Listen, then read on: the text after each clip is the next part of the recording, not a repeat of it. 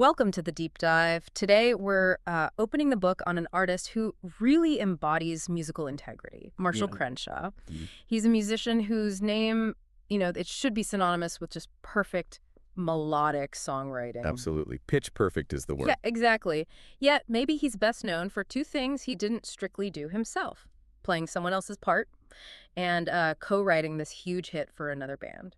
And that tension right there, that's what makes his whole career so fascinating to unpack. We're talking about Marshall Howard Crenshaw, born 53 in Detroit. Right.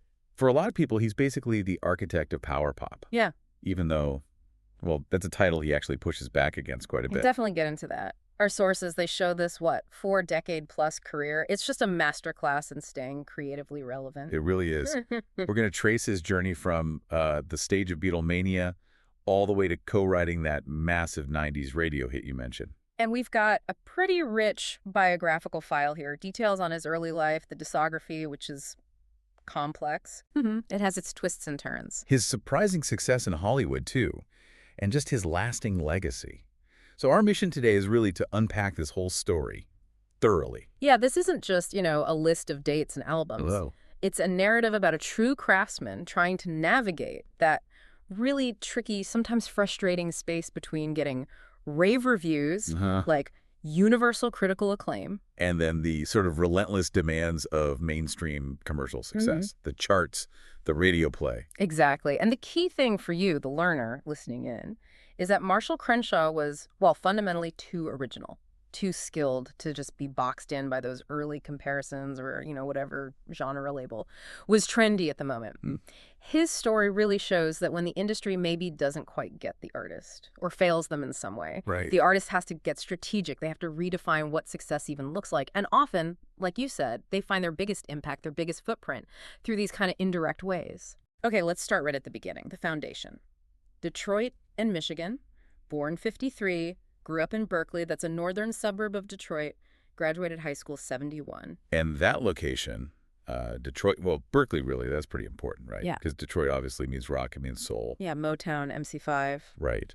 But those suburban roots, they kind of point towards a maybe more refined absorption of classic American pop culture. Yeah. Not just the raw energy. That makes sense. And he started guitar young, age 10. Smack dab in the middle of the 60s pop explosion.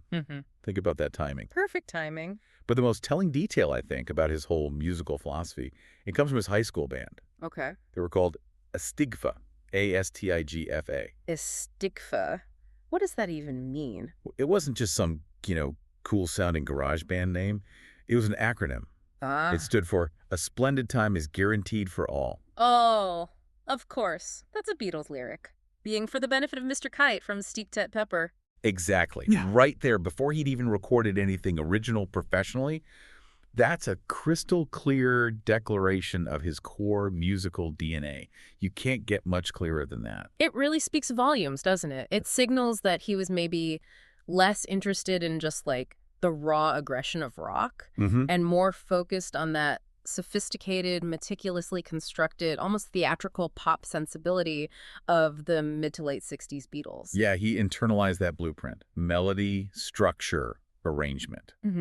That was his focus. And that kind of deep study, that apprenticeship in structured pop perfection, it led almost directly to his first major professional break. Right. A role that, well, it did two things at once, didn't it? It honed his craft, but it also set up those enduring and maybe slightly annoying for him comparisons he'd spend his career kind of dealing with. That would be the Beatlemania story. Yeah. 1978, he lands the part playing John Lennon. Wow. Started as an understudy in New York, then he was in the West Coast Company, the National Touring Company. So he was really doing it. Oh, yeah. For 2 solid years. He finally left the show in February 1980, ready to, make the jump into writing and performing his own music. We should probably pause on that for a second. Think about the kind of training that provides. I It's love not that. just performing songs. It's like reverse engineering brilliance, 8 shows a week. Totally. He had to inhabit the vocal style, the guitar voicings, the arrangement choices of, well, John Lennon, one of the greatest ever. It's an unparalleled masterclass. Yeah.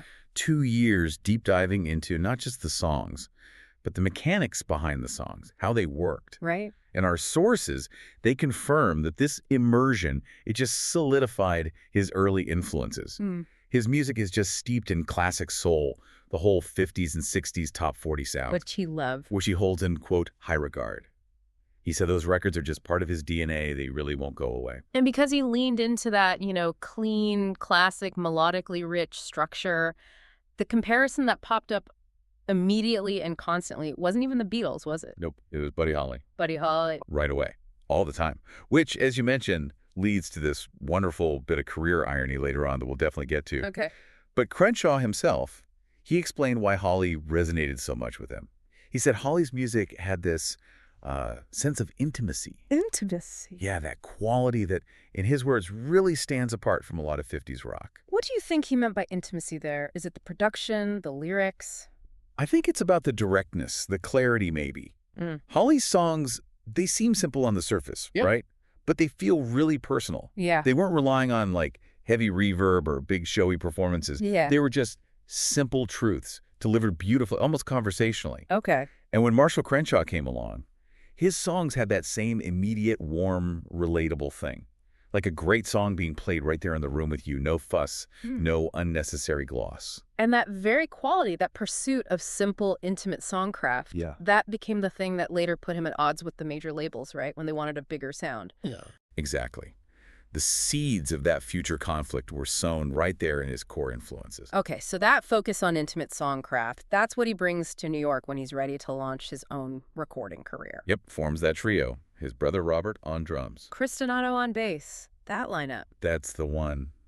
And the initial buzz, the momentum, it was actually pretty incredible. Started small, though, right? Independent label first. Yeah, really effective, though. Debut single in '81, Something's Gonna Happen, on Alan Batrock's Shake Records. Just a great indie release. And that got noticed. Oh, yeah. Led directly to the Warner Bros. Yeah. deal. And it's interesting, he later said Warner Bros.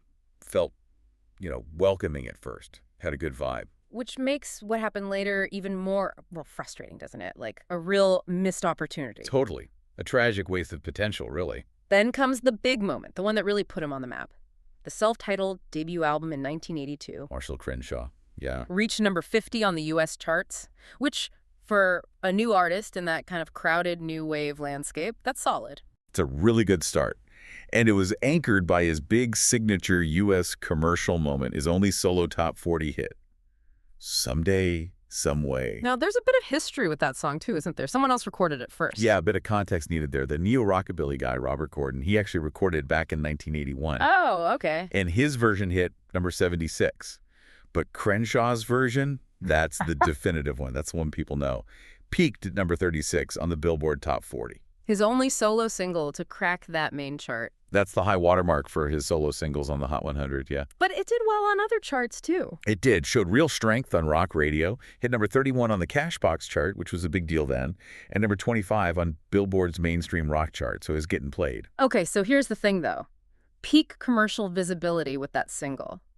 But the album itself was a massive critical success, too. Huge. That's the dichotomy right there. Rolling Stone named it one of the top 100 albums of the entire 1980s. Think about that decade. Incredible praise. So he's got the hit single, he's got the critical darling album. Yeah. Everything seems lined up for stardom. You'd think so. And yet, this is where Crenshaw himself starts expressing some reservations. It's the first real sign of that tension we talked about. Even with all that success, he later said he really disliked the album's production. Really? Why? He felt it was too clean, maybe too polished up for radio, moving away from that sort of garage pop, direct intimacy that he valued so much. Wow. So even as it's succeeding, he's already kind of fighting with the way it's being presented. Exactly. Already at war with the finished product, despite the validation, despite the praise. Fascinating. But even with his production quibbles, I mean, that album is just packed with classics. Beyond Someday, Someway, you've got fan favorites like Cynical Girl. Oh, yeah. For listeners who maybe don't know that track, what makes Cynical Girl, or, Marianne, there she goes again, what makes them such perfect examples of that sound, that moment? Well, Cynical Girl is often held up as like the perfect power pop song, right? Because it has that driving energy of late 70s new wave, but marries it with the smarts, the harmonic sophistication of 60s pop. The guitar sound is crunchy, yeah, but the melody is just incredibly catchy and tight. Buddy Holly in a skinny tie, maybe. Huh. That's a great way to put it. Yeah. And that precision, that emotional directness, that's what made the debut such a classic. And you mentioned There She Goes Again. That one actually did pretty well, too. Hit number 10 on the Bubbling Under charts. Okay, explain bubbling under for folks. What does that actually signify on the charts? Right, good question. It's a cool piece of chart history. The Bubbling Under chart basically tracked songs that were just outside the main Hot 100, like positions 101 to maybe 125 or 135, depending on the era. So songs getting significant airplay, maybe decent sales, but just hadn't quite broken through into the big time? Exactly, they were knocking on the door. And what it means for Crenshaw is that he was consistently right there within striking distance of the Hot 100 on multiple occasions. But the label couldn't quite push him over the top again after Someday, Someway. Never quite got him back into that top 40. Which leads us, unfortunately, to 1983, and what feels like just a textbook case of, well, artist-label miscommunication, maybe misinterpretation. The Field Day Dilemma? Right.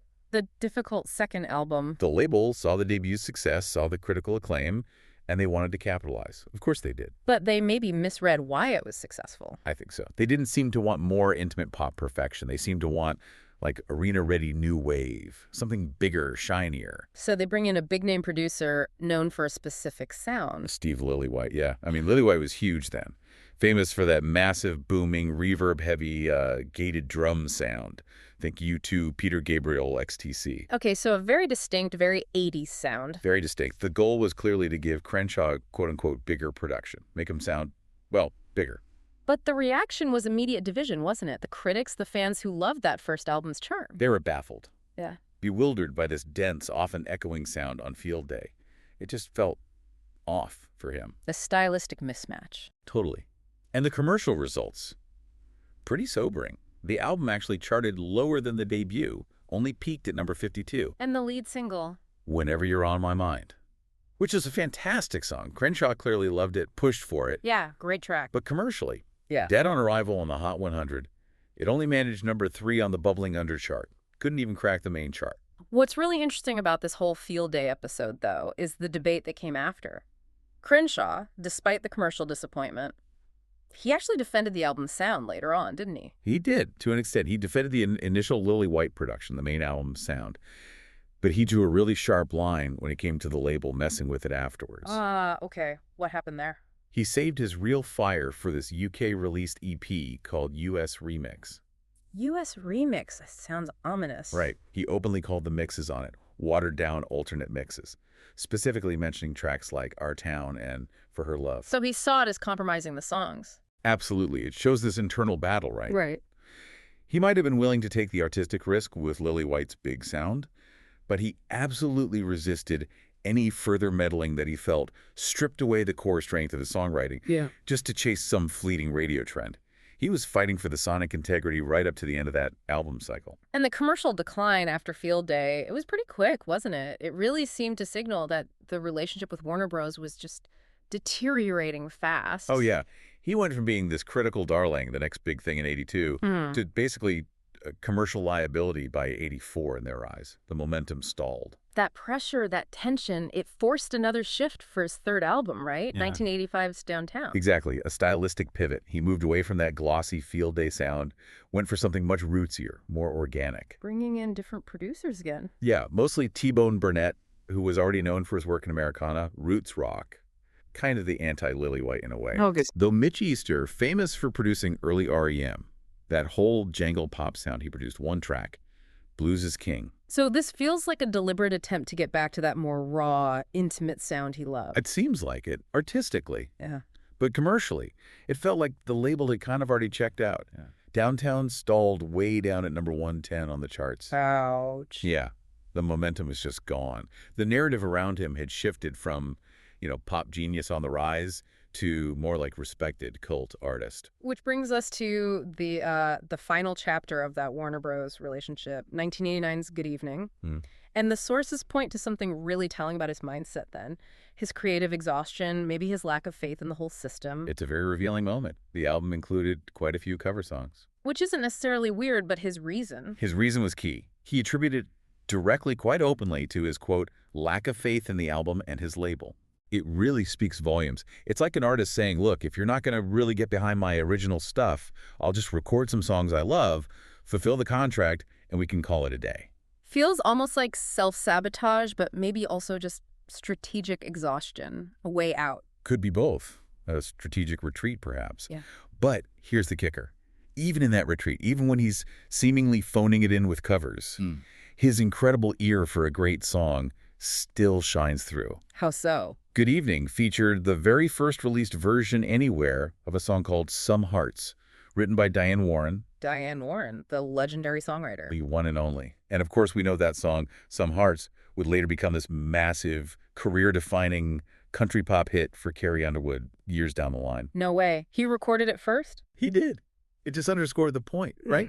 Even when Marshall Crenshaw was feeling creatively burnt out, totally disillusioned with the major label machine, ready to walk away, his fundamental instincts for spotting a killer pop song were still absolutely impeccable. He knew a great tune when he heard one. He was just ready to move on from that system. Okay, so the major label system, Warner Bros., anyway, had kind of failed him. Or they'd failed each other, perhaps. Yeah, the relationship was done.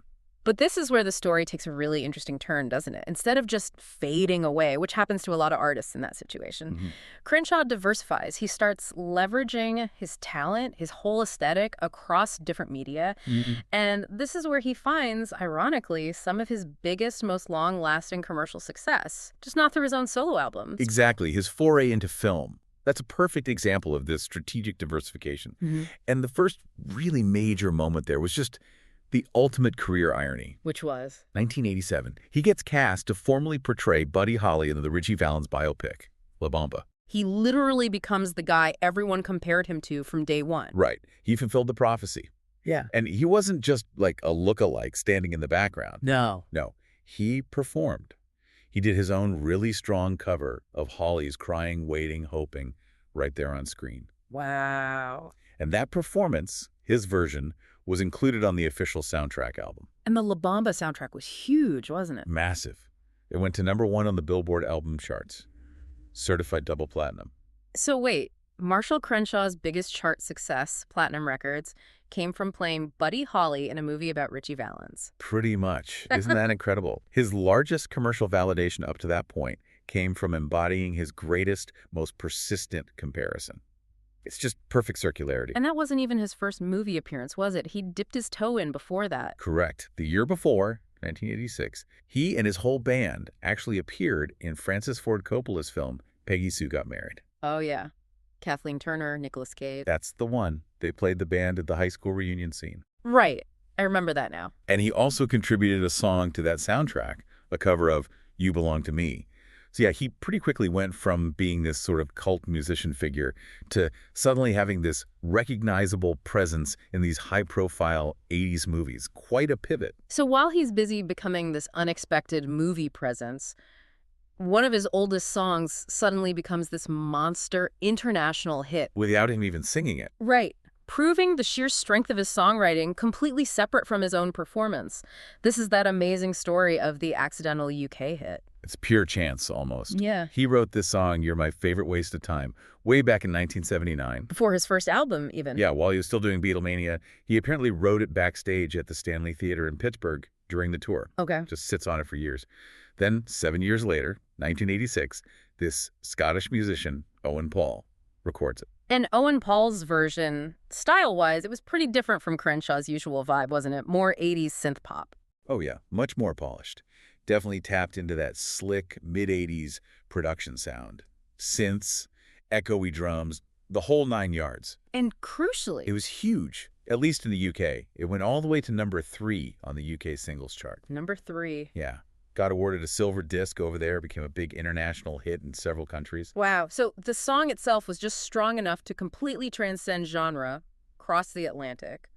But it needed someone else's interpretation in that specific 80s style to really blow up commercially. Seems that way. Yeah. And that pattern, him writing or co-writing these smash hits for other people, that continued right into the 90s. Right, the 90s. The radio landscape then was totally different, dominated by grunge alternative rock. Yeah, flannel shirts and angst. But there was that specific subset, right? The more melodic alternative bands, the sort of jangle pop descendants. And they owed a huge debt to Crenshaw's sound. Absolutely. His influence was baked into a lot of that stuff. And he actually formalized that connection, that debt, in 1995. He did, with the Gin Blossoms collaboration. Right. Tell us about that. He co-wrote the song Till I Hear It From You with two of the Gin Blossoms members, Jesse Valenzuela and Robin Wilson. And that song was everywhere for a while. It was in a movie, wasn't it? Yep, featured very prominently in the movie Empire Records. Plays right over the closing credits. Empire Records. The definition of a cult classic now. Totally. Yeah. And the song itself was a massive single. Peaked at number 9 on the U.S. Hot 100. Huge radio hit. So the Empire Records soundtrack sells millions. Crenshaw gets a gold record for his contribution as a songwriter. But what's really telling there, beyond the success, is the artistic respect that was clearly involved in that collaboration. Oh, definitely. The Gin Blossoms themselves, especially the singer Robin Wilson, they were very open about Crenshaw's influence. Wilson specifically said that when they were working on it, he dug up one of Marshall's old records for inspiration. No kidding. Yeah, he said something like, I thought this is how I sing, this is what I'm shooting for. Basically saying Crenshaw was the model, the blueprint for that kind of melodic rock vocal. That's incredible. So Crenshaw himself didn't have that massive 90s radio success as a solo artist. Yep.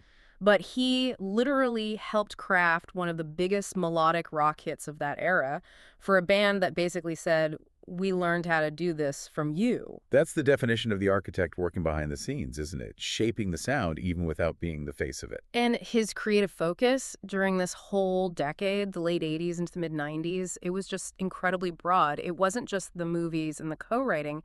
He was also curating music history, commenting on it. Yeah, he was really asserting himself as more than just a performer, as a deep student of music. Someone with real authority on pop culture history. Like compiling that country music collection. Exactly. Hillbilly Music, Thank God, Volume 1, that came out in '89. Just a fantastic collection showing his deep knowledge and love for roots music. And then the book about rock and roll and movies. Right, Hollywood Rock. A Guide to Rock and Roll in the Movies. He edited that and contributed to it in 1994. These aren't just side gigs. They show a real intellectual engagement with the music and culture he loves. And we absolutely cannot forget the most, perfectly low-key, perfectly Crenshaw cameo of the entire decade. Huh. I know where you're going with this. 1993. The legendary, beloved Nickelodeon show, The Adventures of Pete and Pete. As the guitar-playing meter reader. Jasper. Yes. It was just perfect. It completely encapsulated his status at that point, right? This unexpected, incredibly talented figure just popping up in this beloved, slightly weird, perfectly niche context. That really sums up the 90s for him in a lot of ways. Finding success, finding creative freedom, but doing it very much on his own terms, outside the usual pressures. And his own recording career found new life in this period too, right? After the Warner Bros. Stress was over. Yeah, he moved over to MCA Records for his next album, Life's Too Short, which came out in 1991. And that album actually gave him a little bit of a chart victory, but in a different arena. Yeah. Small one, yeah. The track Better Back Off actually reached number 17 on Billboard's Alternative Songs chart. Okay, so alt-rock radio was playing him. For a moment, yeah. It showed he could still connect, still had that versatility. But the real freedom, I think, came later in the decade when he went fully independent. Right, with Razor and Tie Records? Exactly. He put out Miracle of Science in 1996 on Razor and Tie. And that album was largely self-produced, mostly self-performed too. Just him doing his thing. And that followed his live album, right? Live, My Truck Is My Home. Yep, 1994. And that title, My Truck Is My Home, it just humorously, perfectly captures that independent, working musician, touring life that he fully embraced after the major label years. Hashtag Shaq Fortify, the later career and defining the legacy. 1997 present. So with that intense industry pressure kind of lifted, Marshall Crenshaw really settles into this more stable, sustainable rhythm, doesn't he? Recording, touring, demonstrating that kind of longevity that you only really see from artists whose work is built on, well, timeless quality, not just chasing trends. Absolutely. He kept up a steady output of new music, just on his own terms, on his own schedule. 3 more solid studio albums followed. Hashtag 447 in 99. Okay. What's in the Bag in 2003. And then Jagged Land in 2009. So still actively recording well into the 2000s. Oh, yeah. And then in 2015, he kind of summarized his more recent independent activity by gathering up these EPs he'd been releasing digitally between 2013 and 2015. Right. He was doing subscription EPs for a while. Exactly. He compiled those into a physical release called Hashtag 392, the EP collection. It's really the work of an artist who's just focused on putting out new material when he feels like it, completely bypassing that old school album cycle grind. And his reputation, just as this foundational figure in rock music, especially coming out of Detroit, earned him some serious respect from his peers, right? Even unexpected ones. Oh, definitely. There's a great example in 2004. He actually played guitar as a special guest with the reunited members of the NC5. Wow, the MC5, I mean, their raw proto-punk sound feels philosophically miles away from Crenshaw's polished pop, doesn't it? Totally different ends of the Detroit spectrum. But that invitation, him playing with them, it signifies that he's recognized by those guys not just as, the power pop guy, but as a genuinely talented, respected, authentic Detroit musician. Full stop. That's huge respect. And just when you thought maybe his Hollywood adventures were done, he pops up again and gets his biggest critical nod from the film world. And once again, It was for writing a song for someone else to sing. you got it. The pattern continues. This time it was the 2007 Golden Globe nomination. For the movie Walk Hard, the Dewey Cox story. Yes. That brilliant musical parody, the spoof of all those serious rock biopics starring John C. Reilly as Dewey Cox. Such a funny movie. And Crenshaw wrote the main theme, the title track. Kind of the title track, yeah, which Reilly sang in the film.